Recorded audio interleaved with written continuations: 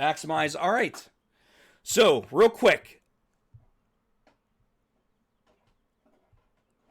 We were looking at examples of difference of squares. So remember, factor out a GCF. So I'm looking at the very first one, number 1. Okay? So step 1, factor out that GCF. There isn't one. Step 2, what's the polynomial type? Okay? Well, that's going to be a binomial. Let me see if I can do this here. Maybe this will help. It's not going to look the best, but it's better than nothing, I guess.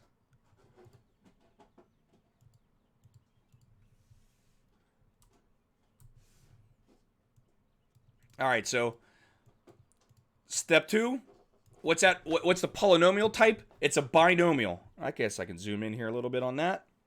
So it is a binomial. Now, if you look right here, so let me highlight what I'm talking about so you guys can all pay attention. That x to the second is telling me I might have perfect squares. I may have it. I got to check this right here.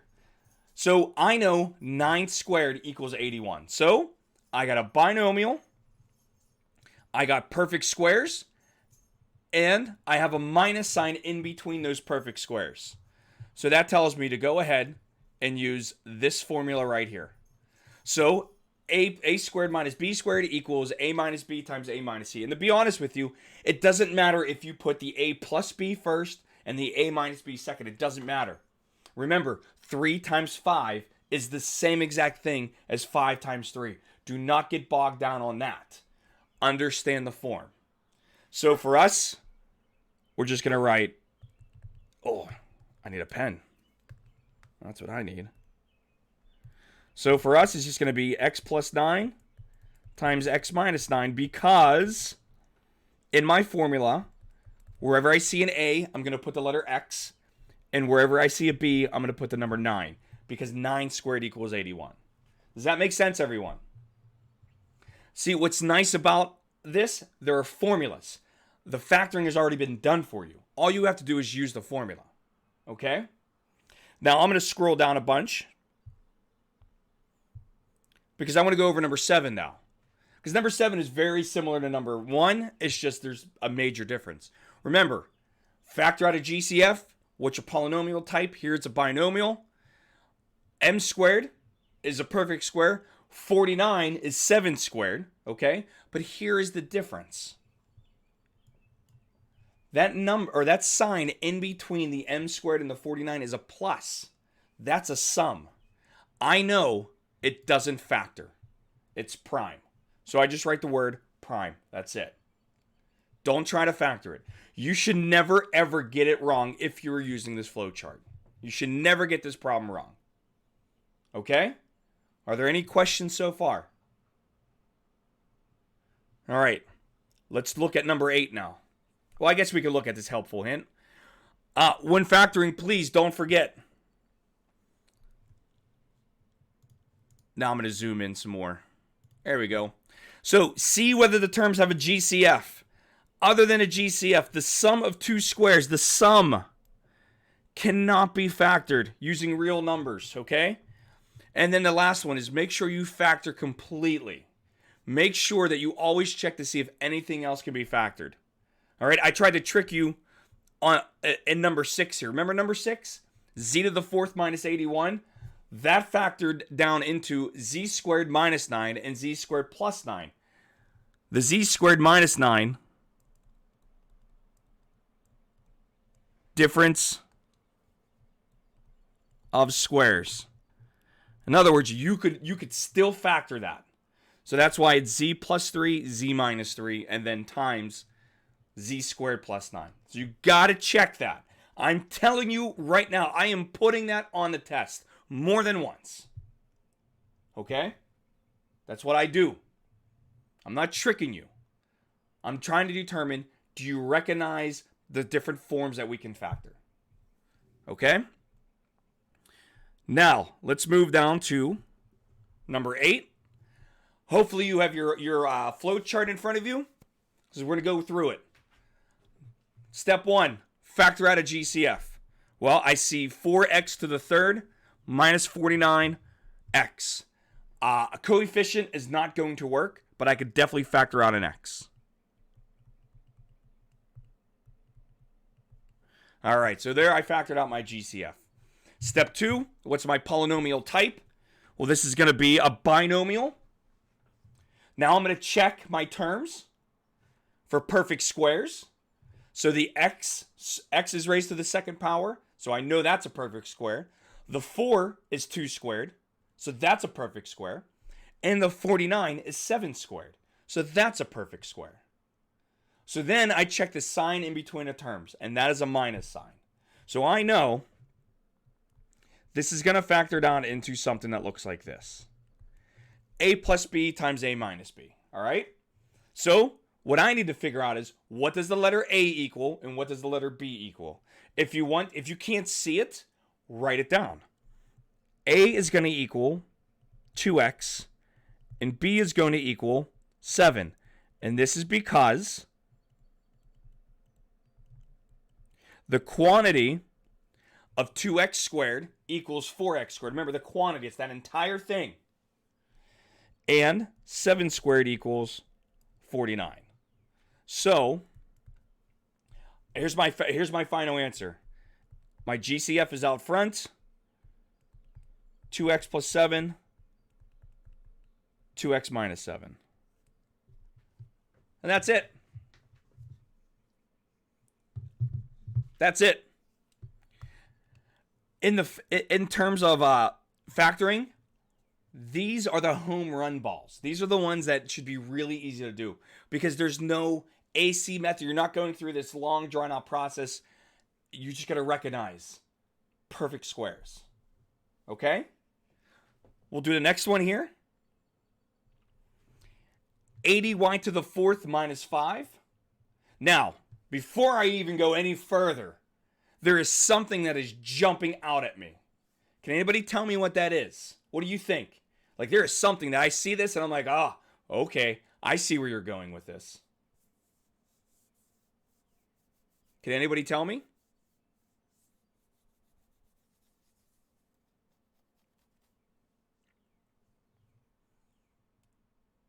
Well, you got three choices for an answer. The number 80, the y to the 4th, or the 5. So you got a 33 and a third chance of getting it correct on a guess. So somebody guess. What is jumping out at me? The 80, the y to the 4th, or 5? The y to the 4th. Who said that?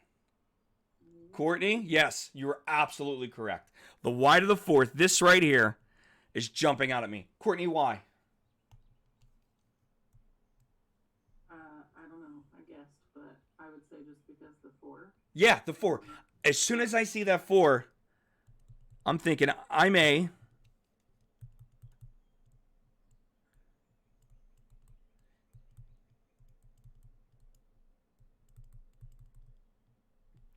might have to factor 2 times here. And the only reason why I'm thinking that, if you will allow me to scroll up here for a second, look at number 6. It had z to the 4th. See, I've already been exposed to a problem like that, where I had a 4 for an exponent. So that's what I'm thinking. I'm already thinking, I see where this is going. He's probably going to want to make me factor twice. Okay? Now, our process does not change. Step 1, let's factor out a GCF. What's my GCF here?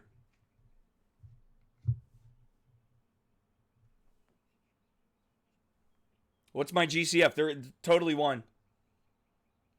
5. Who said that? 5? Yeah. Yeah. So that's going to leave me with 16 y to the 4th minus 1. Okay? Now, can I use difference of squares here? Once again, if you don't see it, write it out. So far, this kind of looks like it. The 16 is 4 squared. The 1 is 1 squared. You got that minus sign in between, so that's looking good. It's that y to the 4th. Now, in problem number 6, we did that. Remember, y to the fourth is really y to the second squared. So in this situation, a is going to equal 4y, b is going to equal 1, and this is because the quantity of 4y raised to the second power equals 16y squared, and 1 squared equals 1.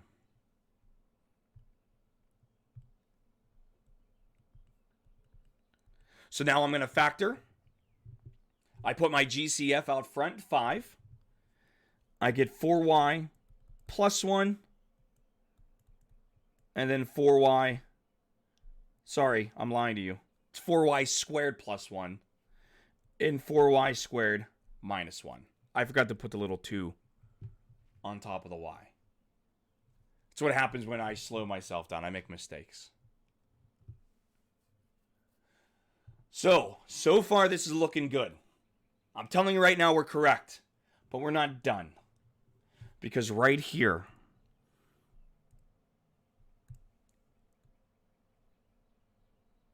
I can factor that again. That is the, oh, he wants me to factor this thing twice. That's where it is. Because 4y squared minus 1 is another difference of squares.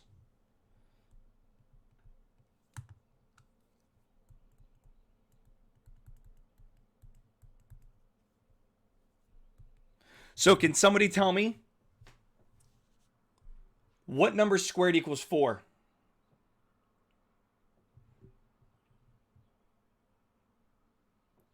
What number squared equals 4?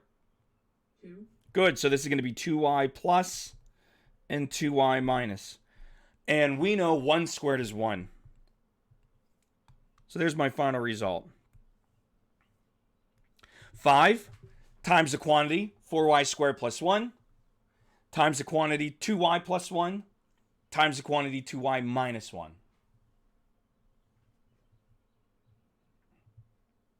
Okay?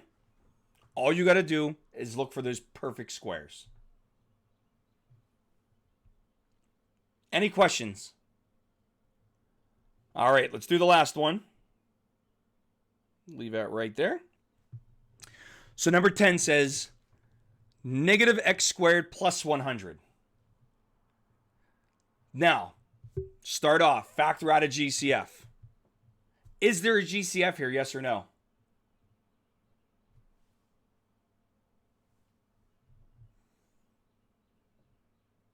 Is there a GCF? I say no. Okay. I don't think so. Let me ask you this question. Do we like that negative out front? I mean, if I were to pull my flow chart over, do you see a negative out front of any of these formulas? Like here's our first formula right here. All right, so I grabbed the wrong one. Here we go. Is there a negative in front of the a squared here? What about in front of the a to the third here? Is there a negative? What about down here? I mean, in fact, the a has to be positive here, and a cannot equal 1 here. In other words, if your first term, when you arrange them from highest degree to lowest degree, remember, we like polynomials going in descending order. When you arrange them in descending order, if it's negative, we like to factor out a negative 1. So there is a GCF here. It happens to be a negative 1. And because we can factor out a negative 1, look what happens to inside of the parentheses. Can we factor the inside of the parentheses now?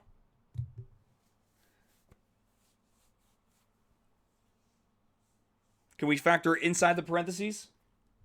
Absolutely. That's difference of squares. So, negative 1 times 3x plus 10 and 3x minus 10.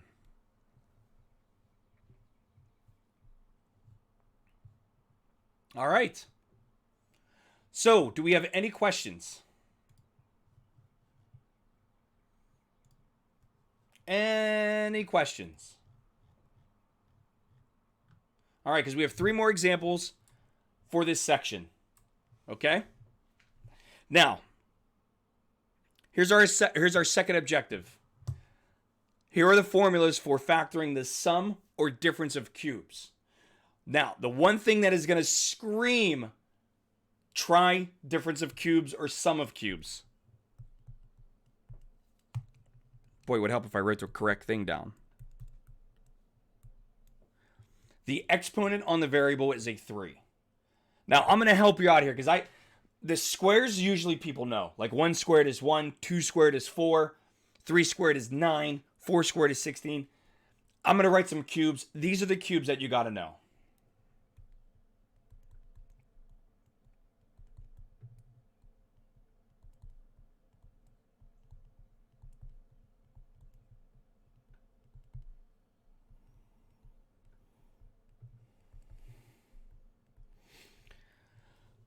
I think that's what it is.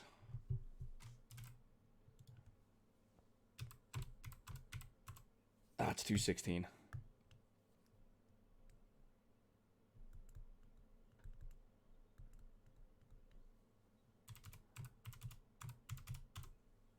Okay, those are like the biggies. Those are the biggies. So 1 to the third is 1. 2 to the third is 8. 3 to the third is 27. 4 to the third is 64. 5 to the third is 125. 6 to the third is 216. And sometimes you may see 10 to the third, which is 1,000. Okay? Now, when we look at the formulas, and I'm not going to make you memorize them. You can have that flow chart with you. They're already listed there. The thing you really want to remember here is this. When you factor the sum or difference of cubes, the second polynomial, it cannot be factored any further. All right?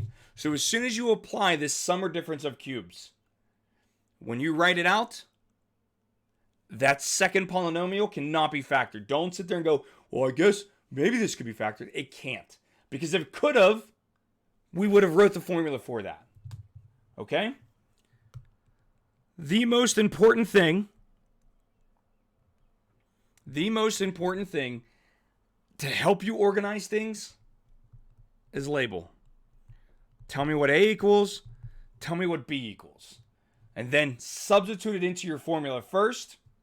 So I'm also going to put a little star. Substitute using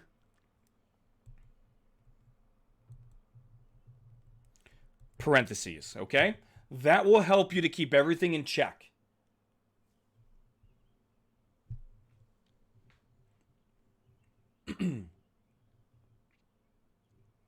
All right?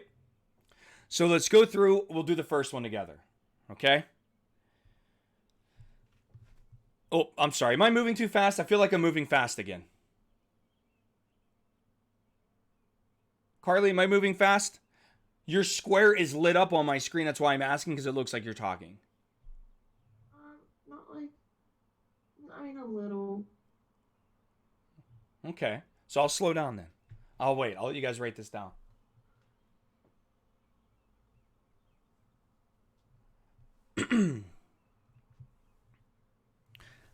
All right, so hopefully you have these formulas written down by now, okay? We're going to go through them slowly. We're not going to rush. No need to rush. So for the first one, x to the third plus 64. Step 1, GCF. There isn't one. Step 2, what's my polynomial type? It's going to be a binomial. But now I look at the x to the third power, and that's telling me, okay, this is going to be the sum or difference of cubes. Now, the sign in between is a plus. So I know this is going to be the sum of cubes. So the formula for that, so let me write sum of cubes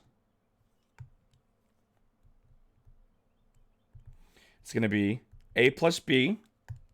Actually, I'll write the whole thing out. So it's going to be a plus b, so the same, opposite, always positive. So there's our formula. For the sum of cubes, a cubed plus b cubed equals, you got the quantity of a plus b, times a squared minus ab plus b squared. Okay? Now, directly underneath the x to the third plus 64, I'm going to write out what the letter a equals and what the letter b equals in my formula. So I need to match this up. Give myself some space here.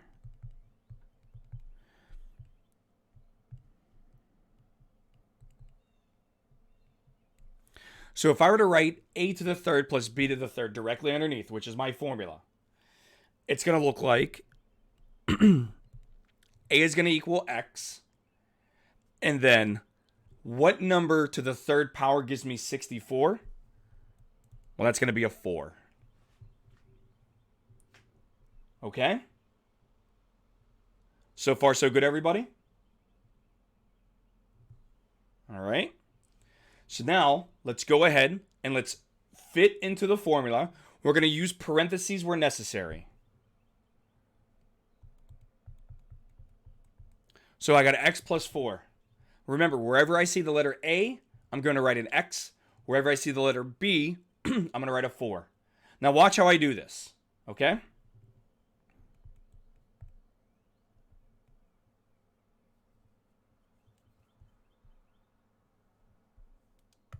I don't know why I wrote a 2 there.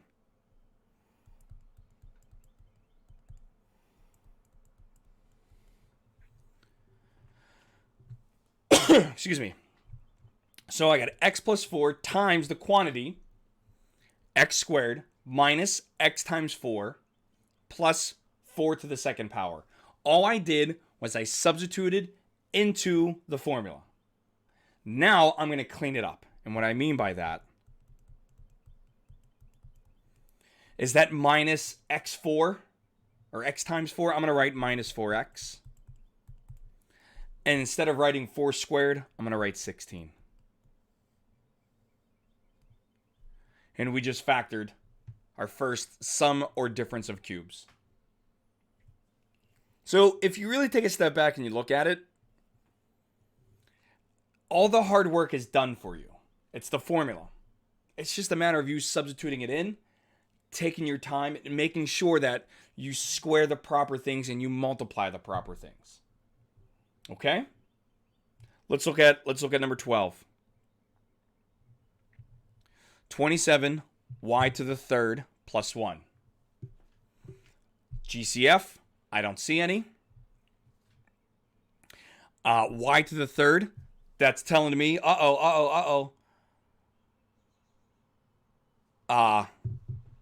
that's telling me a difference of cubes. I'm sorry, did I say difference? I meant sum of cubes. So what I'm going to do, I'm going to label things. A equals and B equals.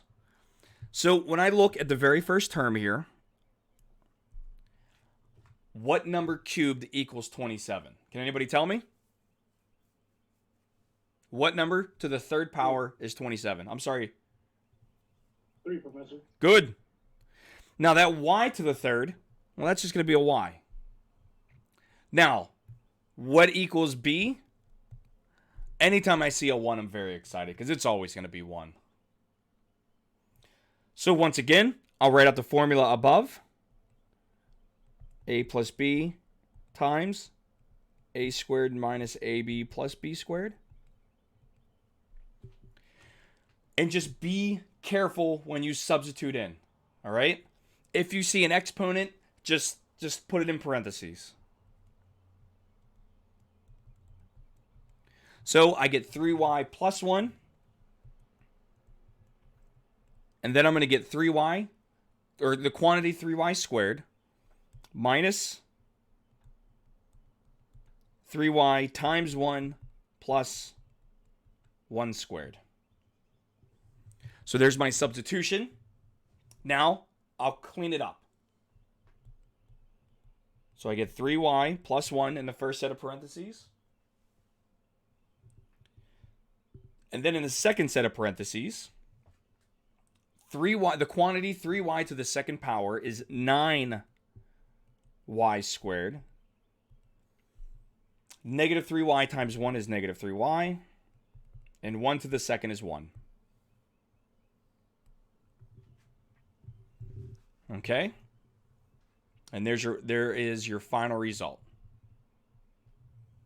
Are there any questions there? Okay?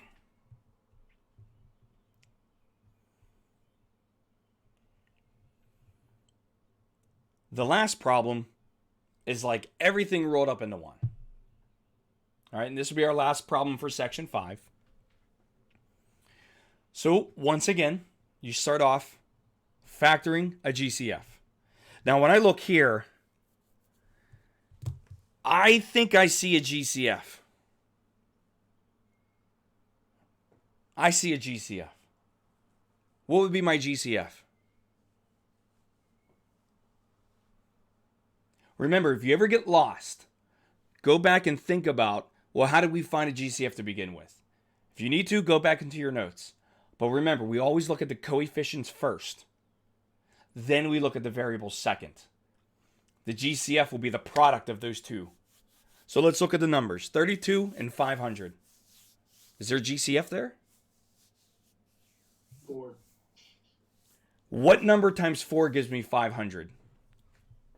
125. Really? Yeah.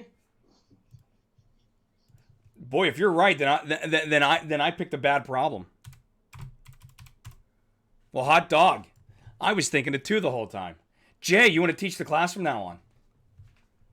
I don't have my degree yet. I like that. 4. Boy, I hope this works. Yeah, it should work. It should work. It still should work. Oh, yeah. No, it's definitely going to work. All right. What about the variables? X to the third and y to the third. Is there anything common between them? Courtney, you're shaking your head no, and I agree. So, I could factor out a 4.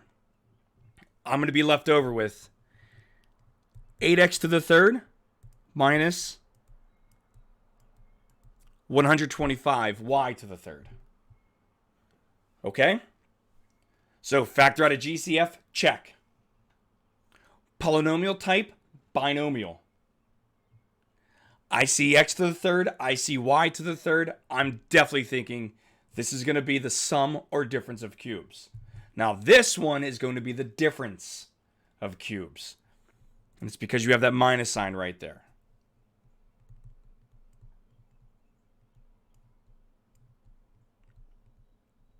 Okay, difference of cubes. So once again, I'm going to label things. Can somebody tell me what I'm going to let A equal in my formula? 2x. Say it one more time. 2x. I love it. What about B? Negative 5y. Not negative, just the 5y. Because remember, the formula will take care of all the signs for me. So here's our formula. So let me write out a cubed minus b cubed is going to equal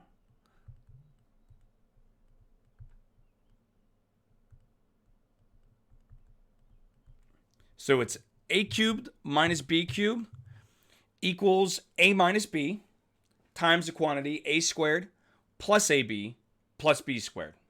That's our formula. Once I'm ready, we'll come in, we'll make our substitutions, and then we'll simplify. So a minus b, well, that's going to be 2x minus 5y. Now, inside the big set of parentheses, that trinomial, I'm going to put the 2x in parentheses and raise it to the second power. Plus 2x times 5y. Plus, I'm going to put the 5y in parentheses and raise it to the second power. All right, so all I did was I made my substitutions. Now I'm going to simplify. So I get the quantity of 2x minus 5y times the quantity 4x to the second plus 10xy plus 25y squared. Okay? Are there any questions? Shouldn't the like 4 be in your answer that we like factored out earlier, or I don't know? Maybe that should be. Oh, I forgot the GCF. You mean this thing? Yeah, April's right. April's right. She gets Jay and April get 10 theoretical bonus points today. Now don't go all spending them in one spot. Okay? I just forgot my GCF out front. Okay, are there any questions? Yay or nay? All right. So I got to be honest with you. The hard part of this whole chapter is over. And it's learning how to factor. Okay? So make sure that you are doing your homework and you're going through these and you're understanding that flow chart and how to factor stuff. Okay?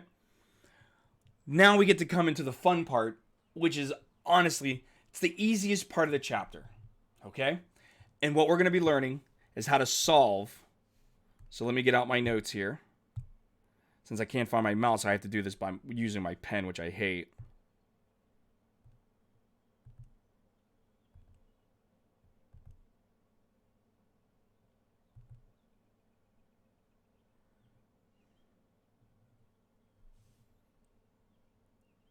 Oh, come on, bro. Oh, no. I'm ruining everything right now. Well, let me do this. There we go.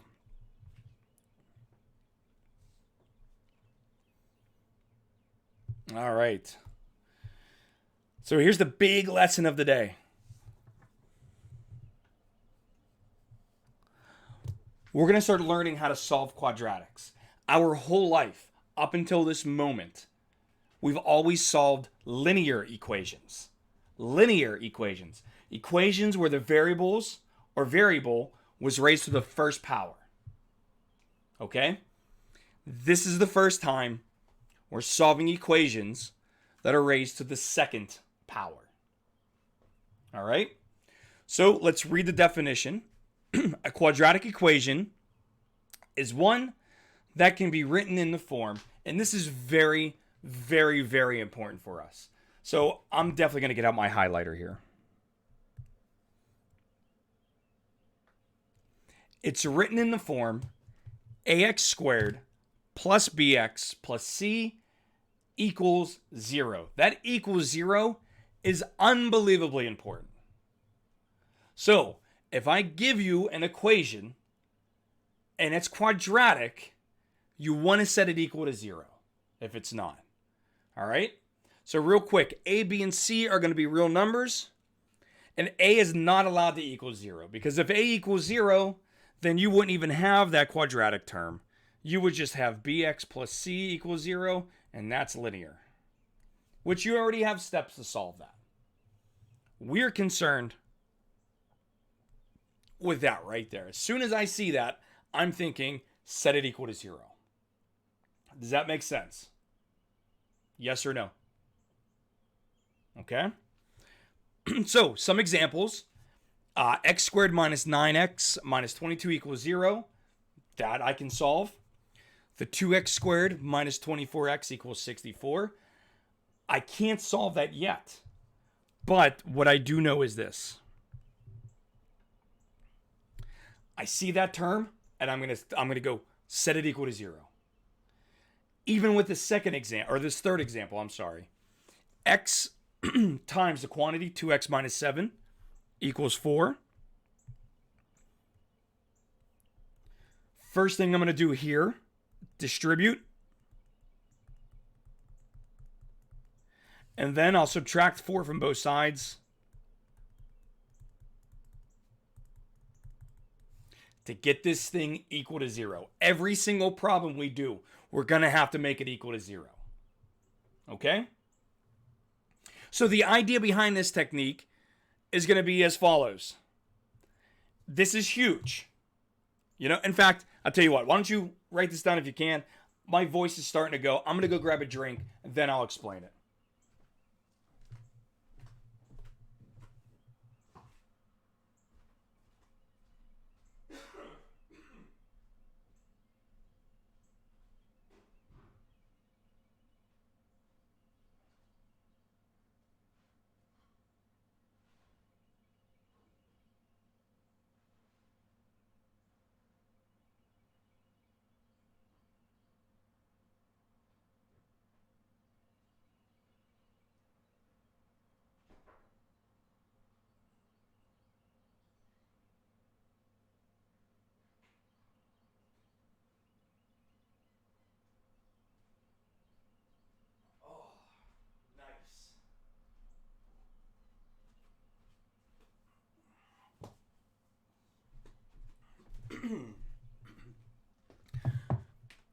All right, I'm back. So here we go. Here's the idea behind it. If we have ax squared plus bx plus c, and that thing can be factored, then I know ax squared plus bx plus c equals 0 can also be factored. In other words, what I'm really focused on here is this. If this can be factored, then that can be factored as well. All I did is just add in an equals 0 at the end. That's the first thing. Here's the second.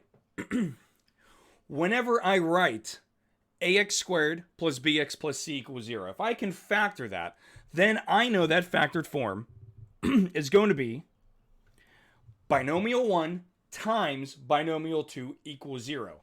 And here's what must be true.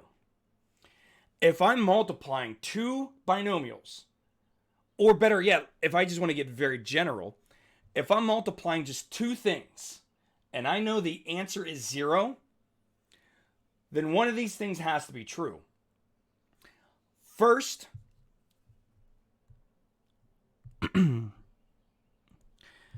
maybe binomial 1 equals 0, or binomial 2 equals 0, and quite possibly, maybe both binomials equal 0. I think the easiest way to look at this is if I just write this. 0 times 4 is 0. Notice I have two things being multiplied, and if the answer is 0, that means one of them had to be 0. Another way I could look at this is 4 times 0 equals 0. And then the last way is, well, you could have 0 times 0 equals 0. Regardless, if your answer equals 0, then you know one of those two things has to equal 0. And that brings us into our first theorem. And it's called the zero factor theorem. And what the zero factor theorem says is that if a and b are real numbers, and if a times b equals 0, then a equals 0 or b equals 0. I kind of just broke down the zero factor theorem above. So that thing that I wrote above actually has a name. It's called the zero factor theorem. Now, here's how you solve quadratic equations. Step 1. You're going to write the equation in standard form so that one side of the equation equals 0. So if you need a visual representation of that, this is what it is. You have to make sure your equation is equal to 0 first. You can't do anything until that's done. Step 2. The key word, I can sum up step 2 in one word. Factor. You want to make sure you are factored. Okay? So what that's going to look like is this. Now I'm going to be very general. So it means polynomial 1 times polynomial 2 has to equal 0. And you may have more than one polynomial. You may. Now, step 3, you're going to set each factor containing the variable equal to 0. So you're going to break it up. You'll see how I do that once I do some of these problems. Step 4, you're going to solve the resulting equations. And then step 5, you're just going to check your solution.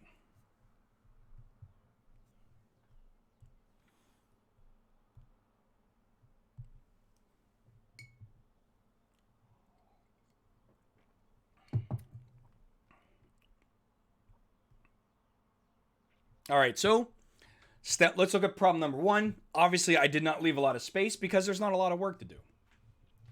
So step 1, you're going to rewrite the equation in standard form so that the equation is equal to 0.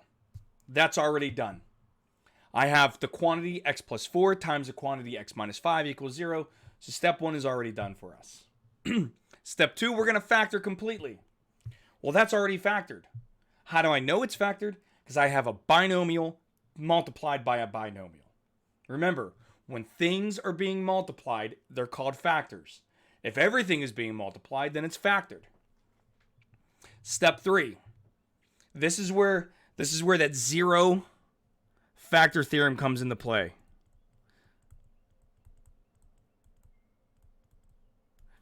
So I'm going to take each one of these, because now they're factored, and I'm going to set them, I'm going to separate them, and set each one of those equal to 0, because here's what I know. X plus 4 times x minus 5 equals 0. That means one of those two things has to equal 0. So I set them both equal to 0. And I solve these resulting equations, which is step 4. So for the first one, I get x equals negative 4. And for the second, I add 5 to both sides. And that gives me x equals 5. And then step 5, you're going to check in the original equation. So let's go ahead, let's check. And watch what happens. Everybody just watch the screen real quick. Just watch.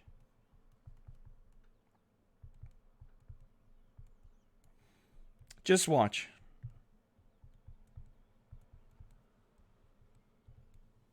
Notice when I substitute a negative 4, I get the first binomial to be 0.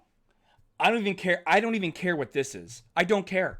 Because 0 times anything is what? It's 0. So I know negative 4 is the correct answer.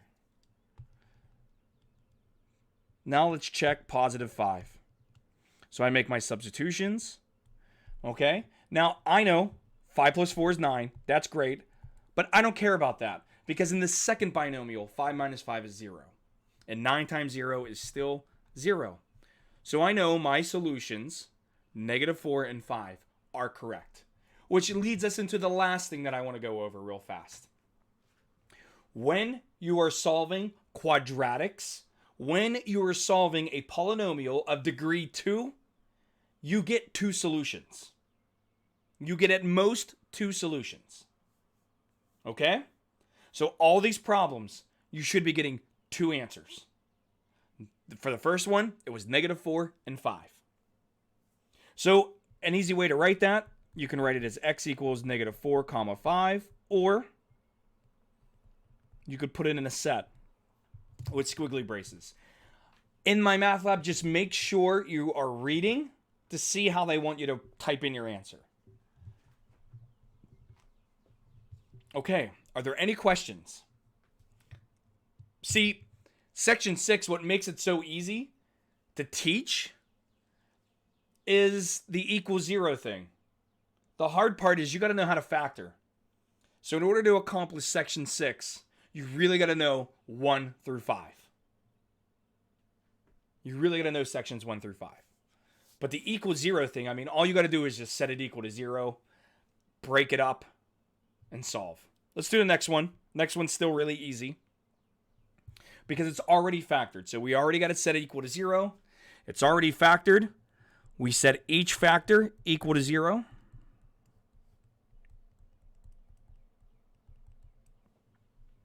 Okay. And now from here, all we have to do is solve each of these little mini equations. So I add 12 to both sides. For my first solution, x equals 12. For the second, I subtract 3 first. That gives me 4x equals negative 3. And then I divide both sides by the number in front to give me x equals negative 3 over 4. And there are my two solutions. Okay, are there any questions there? Carly, am I moving too fast again, or are we okay? No, you're okay. Okay, thank you very much for that info. All right, so are there any questions with number 2? All right, let's do number 3. Now, number 3, don't rush yourself. Step 1, it's set equal to 0. Step 2, make sure it's in its factored form. This is in its factored form. The first polynomial is x. The second polynomial is 7x minus 6. This is already factored. I'm telling you this right now. There are, excluding myself, 1, 2, 3, 4, 5. There are 14 people in this room. At least 3 of you will go ahead and distribute that x and remove the parentheses for some reason. Don't do that. Okay? Remember, you are solving quadratics. How do we do that? Set it equal to 0 and factor. This is already factored. So we move into step 3. We take x, we set it equal to 0.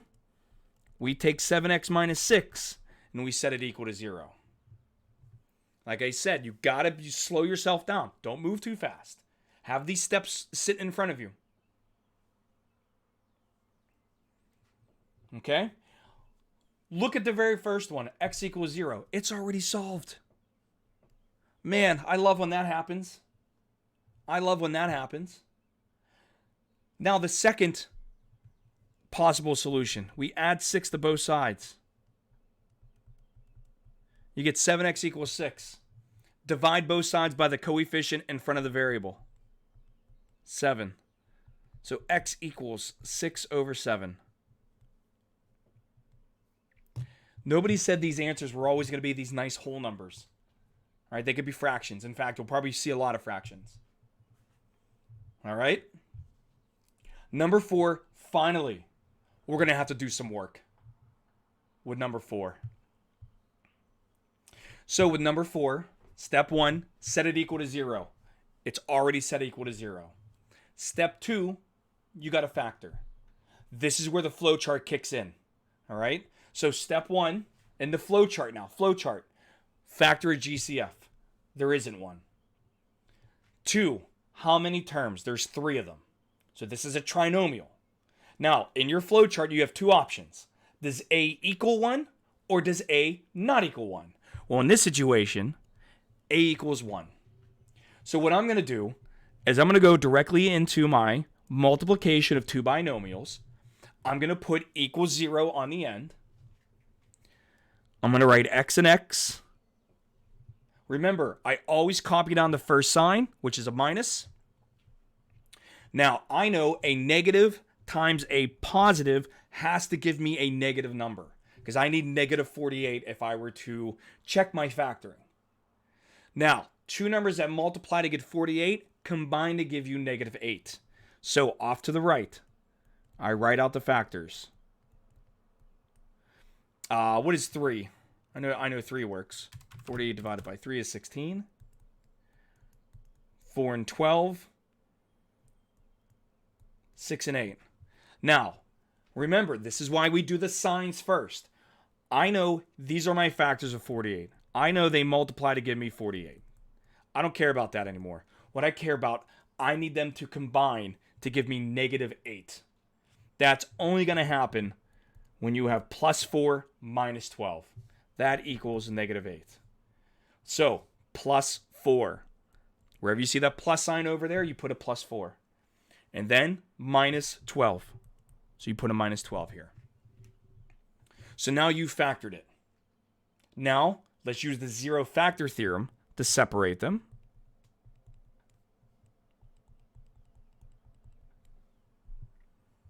And then you solve each one of these.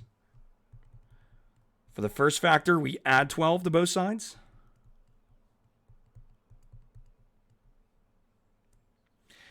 And for the second factor, we subtract 4 from both sides.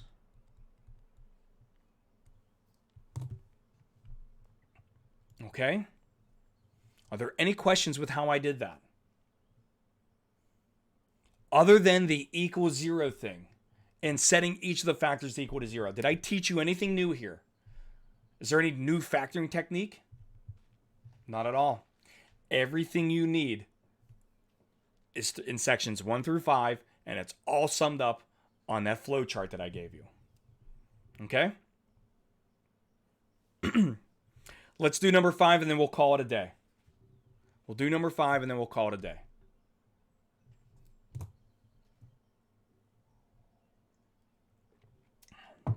So step 1, I got to set this equal to 0. It is not equal to 0. So I have to add 16 to both sides.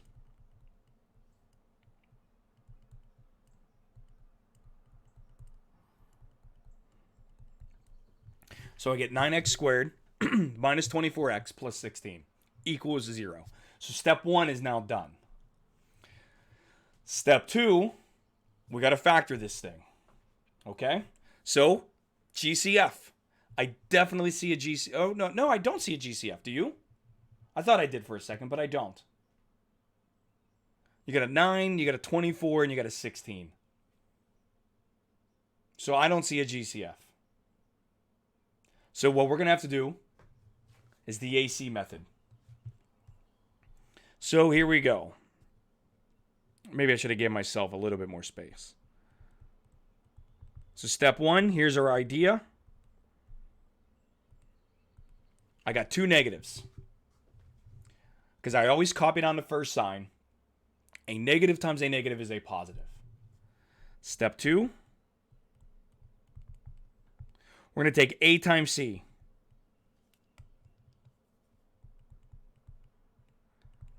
Nine times 16.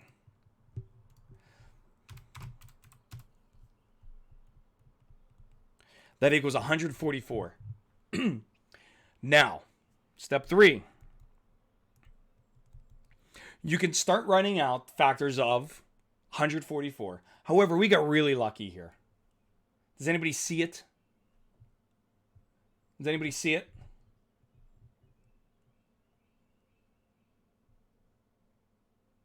What are 2 numbers that multiply to give me 144?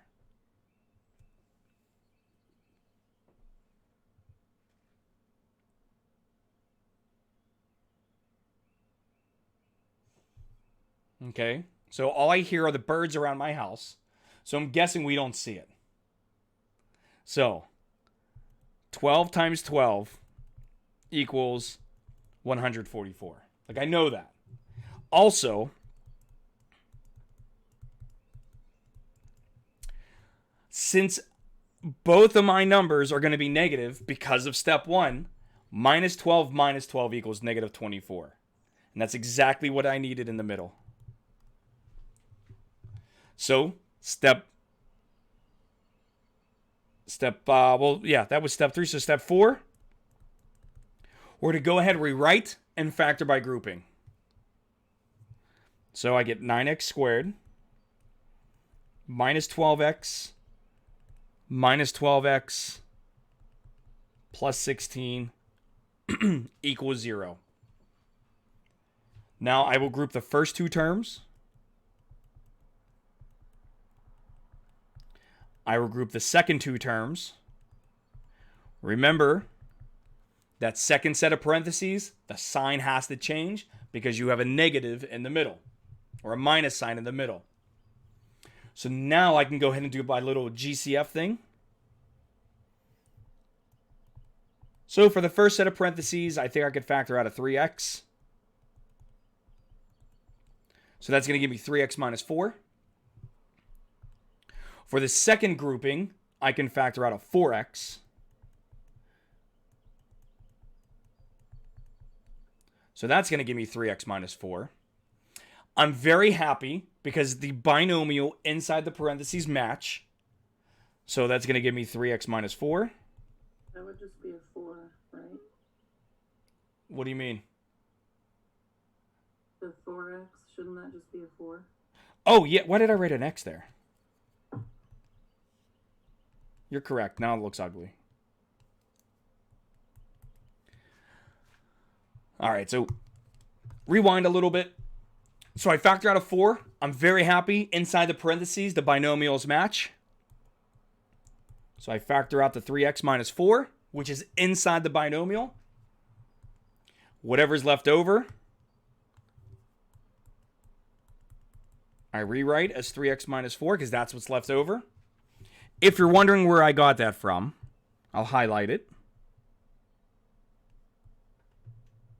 Okay, that's where I got it from. And then the last thing I do, now that this is completely factored and it's set equal to 0, I set each one of these equal to 0. And what's really nice, since they're both the same, 3x minus 4 equals 0 times 3x minus 4 equals 0, you don't have to solve both of them, just solve one of them because you already know. So I add 4 to both sides. That gives me 3x equals 4. And then I divide both sides by 3 to give me x equals 4 over 3. Now, I can't remember if the homework does this, so I'm just going to tell you this anyways. Since you have x equals 4 over 3, you already know this answer over here is x equals 4 over 3. So what we say is this is a multiplicity